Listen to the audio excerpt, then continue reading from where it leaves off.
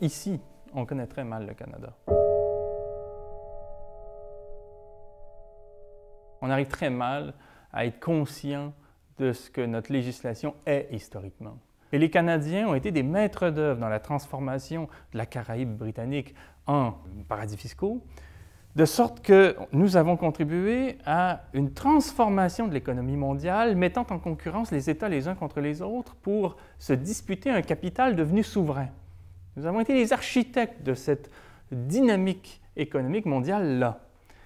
Et à partir de ce moment-là, le Canada lui-même a été finalement affecté par cette logique-là et s'est mis à ressembler de plus en plus à un paradis fiscal au point de s'y confondre complètement.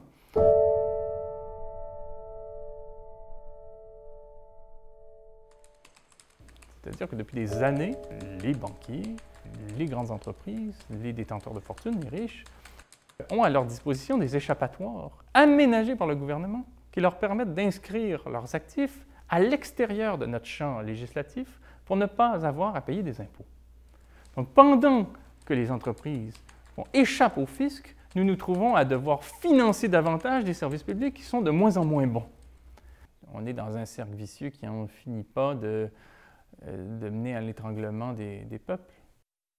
Les paradis fiscaux doivent devenir une question transversale qui intéresse les acteurs de tous les secteurs de la société. Tous ceux qui comprennent que dans une civilisation, on a intérêt à mettre en commun les ressources, plutôt que de s'isoler les uns des autres et de se livrer concurrence, souvent à notre péril commun, ont, au fond, aujourd'hui intérêt à inscrire dans des plateformes de revendication et dans leur discours la question des paradis fiscaux, puisqu'elle est précisément celle qui traduit ce qui met à mal l'État et les institutions de bien commun aujourd'hui et, in fine, la vie publique.